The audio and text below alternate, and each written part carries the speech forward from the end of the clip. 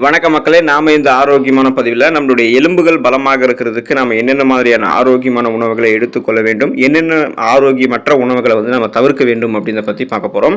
நாம் அமர்ந்திருக்கக்கூடிய நிலையை மாற்றும் பொழுது, காலையில் எழுந்திருக்கும் பொழுது, நீண்ட நேரம் நடந்ததுக்கப்புறம், நீண்ட நேரம் வேலை செஞ்சதுக்கப்புறம் மூட்டுகளில் அல்லது எலும்பு பிரதானமாக இருக்கக்கூடிய பகுதிகளில் குத்துவது மாதிரி வலி தோன்றுச்சு அப்படின்னாலும், குறிப்பாக முதுகு வலி, தோள்பட்டை வலி மற்றும் இடுப்பு பகுதிகளில் அடிக்கடி இந்த மாதிரி குத்துவது போன்ற வலி இருந்துச்சு அப்படின்னா எலும்புகள் நமக்கு ரொம்ப ரொம்ப பலவீனமாக இருக்கு, அதாவது வீக்காக இருக்கு அப்படின்றது அர்த்தம். எலும்புகள் தான் நம்முடைய உடல் ஒரு வடிவமைப்பில் இருக்கிறதுக்கான அந்த ஸ்ட்ரக்சரையே வழங்குது.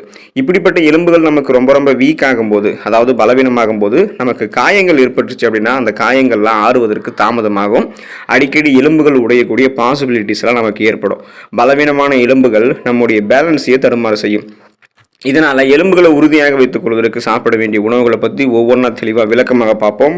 அதை பற்றி பார்க்குறதுக்கு முன்னாடி இந்த வீடியோவுக்கு மட்டும் ஒரு லைக்கை கொடுத்துட்டு இந்த தகவலை உங்களுக்கு தெரிஞ்சவங்களுக்கும் ஷேர் பண்ணிவிடுங்க. ஏன்னா இது அவங்களுக்கும் பயனுள்ளதாக இருக்கக்கூடிய ஒரு ஆரோக்கியமான பதிவு தான். இது போன்ற அப்டேட்ஸ்கள் நீங்கள் தொடர்ந்து பார்க்குறதுக்கு நம்மளுடைய ஹெல்த் நியூஸ் தமிழ் சேனலை சப்ஸ்கிரைப் பண்ணிவிட்டு பக்கத்தில் இருக்கக்கூடிய பெல் பட்டனையும் கிளிக் பண்ணி ஆல் அப்படின்ற ஆப்ஷனையும் மறக்காமல் செட் பண்ணி வச்சுக்கிட்டீங்க அப்படின்னா நான் போடக்கூடிய எல்லா அப்டேட்ஸும் உங்களுக்கு நோட்டிஃபிகேஷன் அடிக்கடி வந்து சேரும். சரி வாங்க மக்களே, இப்போ வீடியோக்குள்ளே போயிடலாம். கீரை வகைகளை நீங்கள் எலும்புகள் பலம் பெறுவதற்கு எடுத்துக்கொள்ளலாம். எலும்புகள் உறுதியாகவும் ஆரோக்கியமாகவும் இருப்பதற்கு உதவக்கூடிய ஊட்டச்சத்து கால்சியம், அதனுடன் இணை ஊட்டச்சத்துக்களாக மெக்னீசியம் மற்றும் பொட்டாசியம் ஆகிய 2 மினரல்ஸ்களுமே எலும்புகளினுடைய அடர்த்திக்கும் ஆரோக்கியத்திற்கும் உதவிகரமாக இருக்கும். மேலும் பல உணவுகளில் இல்லாத விட்டமின் கே மற்றும் ஃபோலேட் ஆகிய 2 சத்துக்களுமே எலும்புக்கு ரொம்ப ரொம்ப அவசியம். இந்த அனைத்து சத்துக்களுமே கிரீன் வெஜிடபிள்ஸ் என்று சொல்லக்கூடிய பச்சை நிற காய்கறிகள் மற்றும் கீரைகளில் அதிக அளவில் இருக்குது. அது மட்டும் இல்லாமல் பச்சை நிற காய்கறிகள் மற்றும் கீரைகளில் அல்கலைன் தன்மை இருக்கிறதால உடலில் இருக்கக்கூடிய pH அளவையும் அது சரி பண்ணி நம்முடைய எலும்பு ஆற்றத்தையே சரியான அளவில் பாதுகாக்கிறதுக்கு உதவிகரமாக இருக்கும். எனவே தொடர்ந்து தினமும் கூட பச்சை இலை காய்கறிகளை நம்மளுடைய உணவுகளை சேர்த்துக்கலாம்.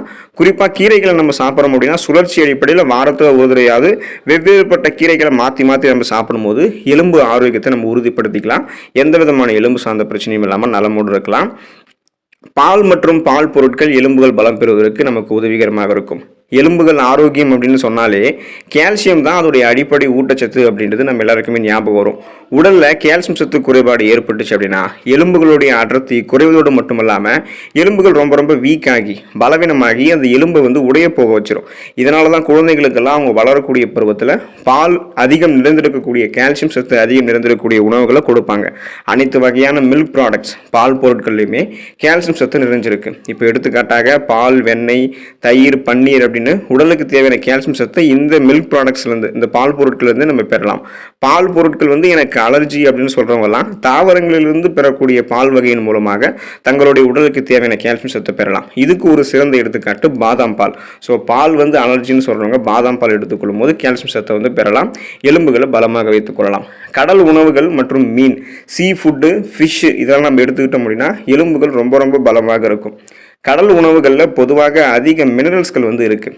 எலும்புகள் உறுதியாவதற்கு தேவையான விட்டமின் டி சத்து கடல் உணவுகளில் அதிகமாக இருக்குது. விட்டமின் டி சத்து எப்படி நம்மளுடைய எலும்புக்கு பயன் தருதுன்னு பார்த்தோம் அப்படின்னா, நம்முடைய உடல் கால்சியம் சத்தை உறிஞ்சுவதற்கு விட்டமின் டி சத்து தான் வேணும். ஸோ அப்போ விட்டமின் டி சத்து கால்சியம் சத்தை உறிஞ்சி அதுக்கப்புறம் எலும்பை பலப்படுத்துறதுக்கு உதவிகரமாக இருக்கும். பலவிதமான கடல் உணவுகள், சீ ஃபுட்டு, ஃபிஷ்ஷிலெல்லாம் விட்டமின் டி சத்தோடு சேர்த்து கால்சியம் சத்தும் கிடைக்கும். மற்றும் ஒமேகா 3 கொழுப்பு அமிலங்கள் எல்லாமே நிறைந்திருக்கு. இது எல்லாமே எலும்பினுடைய அடர்த்தியை அதிகரித்து வயதாகக்கூடிய காலத்தில் ஆஸ்டியோபோரோசிஸ் உள்ளிட்ட பலவிதமான எலும்பு சார்ந்த குறைபாடுகளை தவிர்க்கிறதுக்கு உதவிகரமாக இருக்கும்.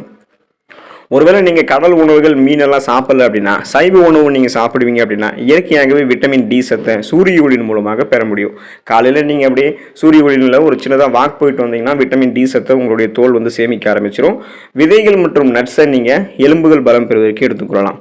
கால்சியம் தவிர புரோட்டீன் என்று சொல்லக்கூடிய புரதம் மற்றும் வேறு சில மினரல்ஸ்களுமே எலும்பினுடைய ஆரோக்கியத்திற்கு தேவை.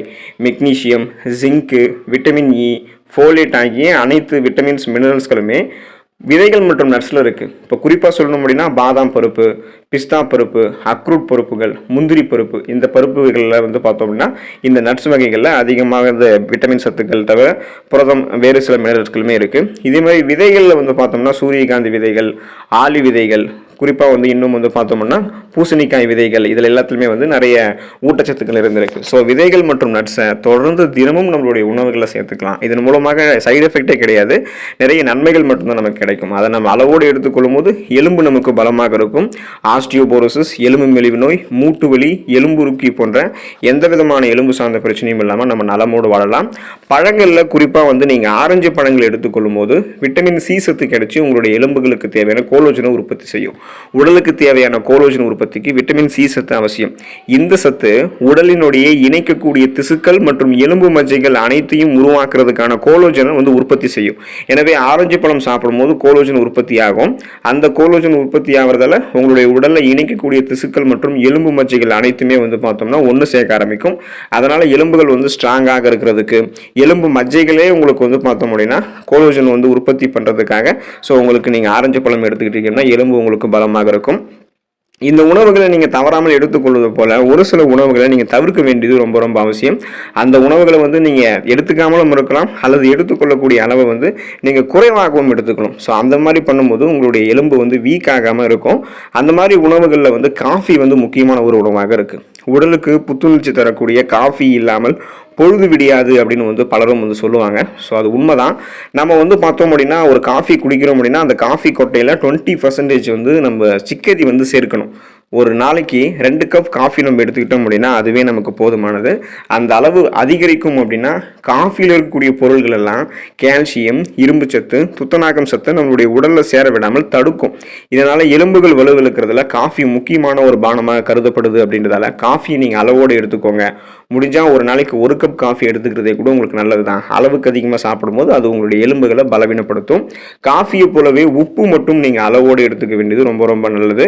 ஸோ இப்போ உப்பும் வந்து நம்ம அளவோடு தான் வந்து சாப்பிட்டாகணும். நாளொன்றுக்கு ஒவ்வொரு மனிதனுக்கும் தேவை 2.3 மில்லிகிராம் அளவு மட்டும்தான் உப்பு. இந்த அளவு வந்து அதிகரிக்கும் போது அது சிறுநீரகத்தை பாதிக்கும். அன்றாட பயன்பாட்டில் உப்பினுடைய அளவு அதிகரிச்சது அப்படின்னா நாம் நம்மளுடைய உடலில் கால்சியம் சத்தை இழந்துக்கிட்டே இருக்கும் அப்படின்றது அர்த்தம். ஏன் அப்படின்னா உப்பு வந்து சிறுநீரகங்கள் வழியாக நம்மளுடைய உடலில் இருக்கக்கூடிய கால்சியத்தை வந்து அதிக அளவு வெளியேற்றிடும். ஸோ குறைவாக அளவுலாம் கிடையாது, அதிக அளவு வெளியேற்றும்.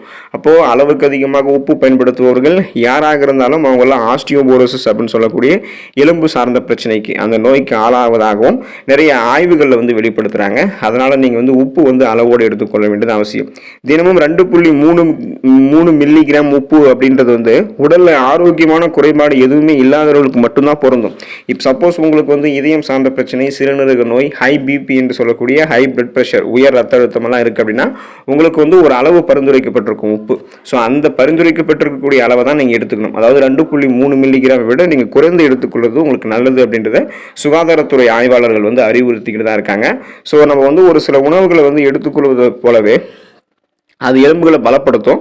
ஒரு சில உணவுகளை வந்து எடுத்துக்கொள்ளக்கூடாது, அதில் இந்த உணவுகள் இருக்குது. இது கூடவே வந்து வெள்ளை சர்க்கரை, ஆல்கஹால் உள்ளிட்ட இன்னும் பல உணவுகள் இருக்குது. ஸோ இதெல்லாம் வந்து நீங்கள் எடுத்துக்காமல் இருக்கிறது ரொம்ப ரொம்ப நல்லது. எனவே இந்த உணவுகளை தவிர்த்துட்டு எலும்புகளை பலப்படுத்தக்கூடிய உணவுகளை மட்டும் சாப்பிட்டு நலமோடு வாழுங்க. அடுத்த ஆரோக்கியமான பதிவில் மறக்காமல் சந்திப்போம். நன்றி மக்களே.